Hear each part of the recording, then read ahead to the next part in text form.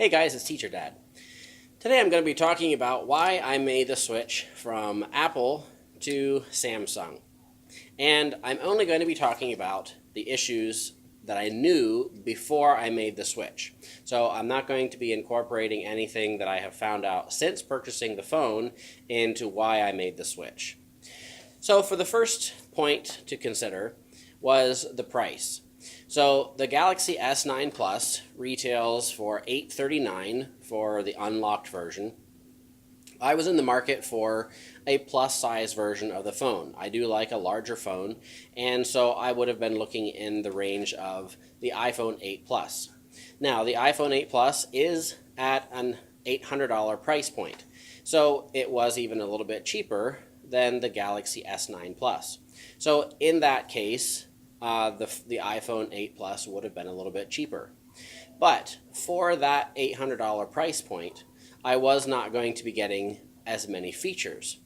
Therefore, to compare to the features that I would have been getting more with the S9 Plus, I would have had to go probably closer to the iPhone X.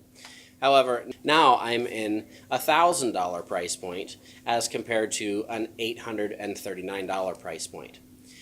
Now, comparably, there are a lot of features that it seemed like were very comparable with both phones, and so then I had to take my decision into a couple other ramifications. So beyond the price point, now I'm looking at some of the specific features.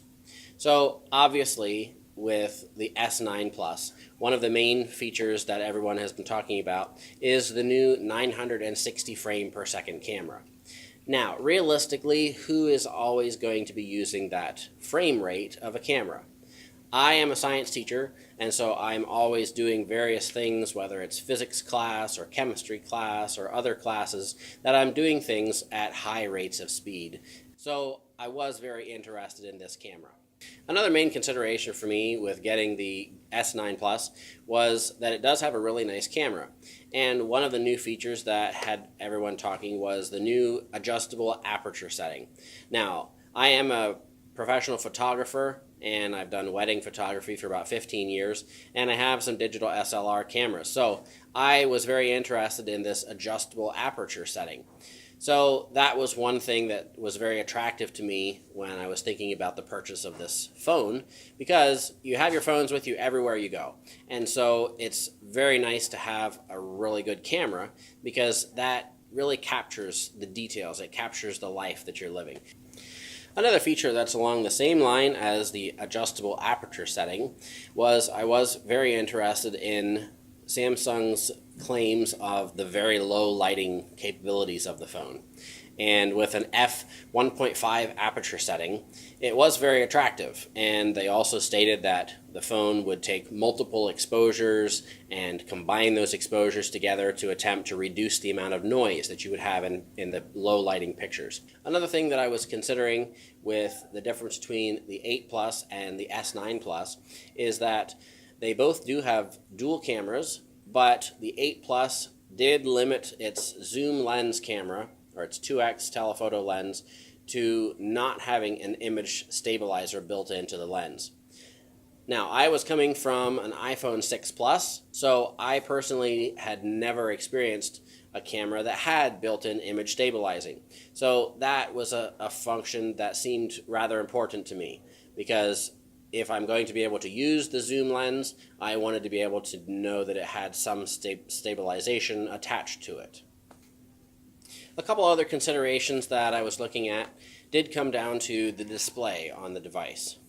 Now, the iPhone 8 Plus only has an LCD display, and I had been previously happy with all of my LCD displays from my Apple devices, but with everything transitioning over to the AMOLED displays, or the OLED displays, I was very interested in perhaps getting my new phone that did have an OLED display.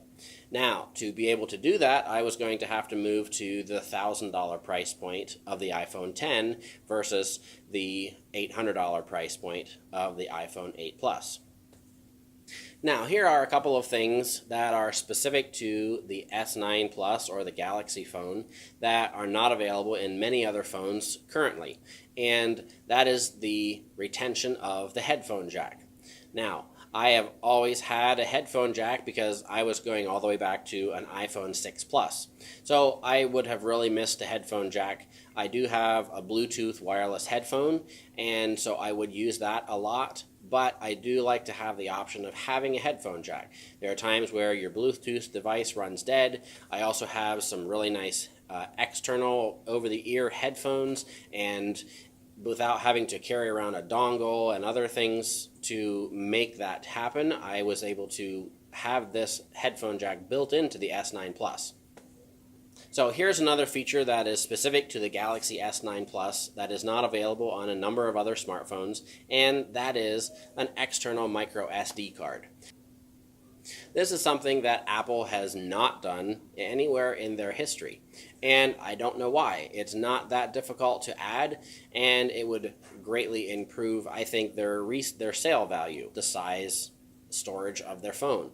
So the Galaxy S9 Plus did have a micro SD card, and it's available up to 400 gigabytes of storage. So that again was very attractive. I was going to be using this device very heavily for video and photography, and so that stuff takes up a lot of space, especially when you're recording at 4K. So I was very interested in having this micro SD card slot available, and was able for $20 to get a 64 gigabyte card and upgrade my phone so that it has 128 total, and very easily can be upgraded again in the future if I see I still need more room. And finally, I do have to address the issue of the notch. Now, not ever having had an iPhone 10, I don't know how much of a disturbance or a problem it would cause for my visual experience. But looking at the iPhone 10, other people having used it, and then comparing it to, in this case, the S9 Plus, which has no notch and is actually a bigger screen even without the notch being involved, that was a big selling point for me, because the notch is there all the time. It's cut out portion of the screen, and if you flip your screen sideways, now it's cutting into the sides of video or games that you might be trying to play, and there's just no way around that notch being there. Thanks for watching the video. Hopefully you enjoyed it, and perhaps it made some impact upon your decision on what you were going to do for a new smartphone. I am thoroughly enjoying the S9 Plus, although I said this wasn't going to be about what the phone is now. This is just going to be about what I decided before I bought the phone. So future videos, I have a couple more videos coming out about some comparisons with the cameras on some different phones that are currently out, as well as a specific video about what I liked and what I disliked now that I've been using the S9 for a couple of weeks. All right, see you again next time. Thanks for watching.